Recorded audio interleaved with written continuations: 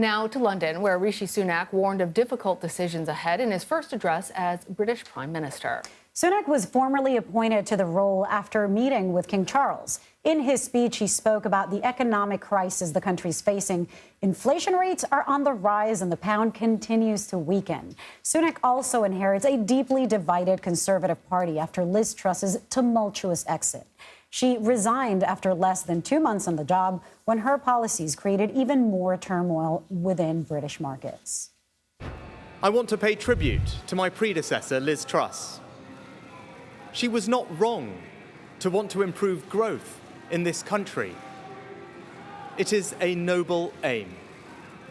And I admired her restlessness to create change.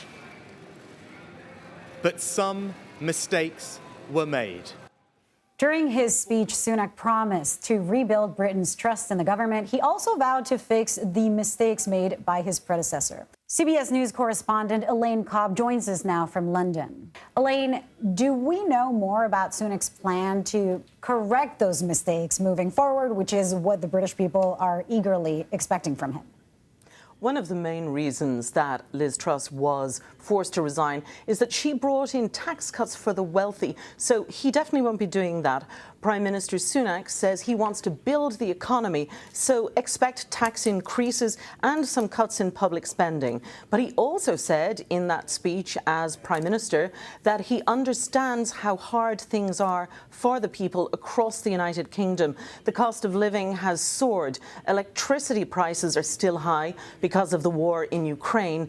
And there's a new survey that says the UK is now in recession. So he knows he has to balance that carefully, building the economy, but also improving the lot of the people across the United Kingdom.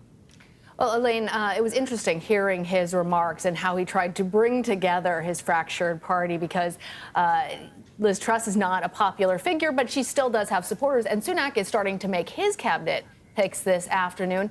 Any insight into who he might pick, and might that bring his party together or threaten to further fracture it?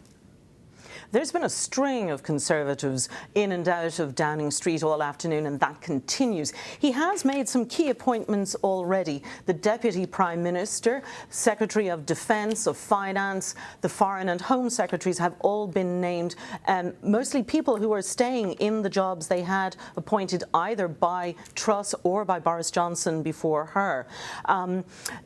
Penny Mordaunt, who lost out to him in this race, could well expect a place in the cabinet, and that would be certainly a way of reaching out to her supporters. He does have a balancing act there of bringing in backbenchers who were unhappy and also making sure that those who supported Boris Johnson are also in there, because while he got the votes, the nominations of more than half of the Conservative MPs, he wasn't popular last time with the Conservative membership. So he does need to bring enough people in from all over to make this a cabinet that will appease his party. But, interesting that he's trying to do that, but at the same time, after his speech, opposing parties demanded an immediate general election. Why is that? Is that expected? Was it a result of what he said? That was expected. The Labour Party is 30 points ahead of the Conservatives in popularity and has been for a little while now. And the Labour Party has said again and again, these people have not been elected. We just keep getting new nominations from the same party, and isn't it time to ask the people what they want? Now, Labour, of course, will say that because they would probably win. Scotland's First Minister, Nicola Sturgeon, said the same thing. But the Conservatives know they have a very good chance of losing, so they're not going to call a general election, and they don't have to for another 2 years. 2024 is when the next election must be held. I was wondering about that.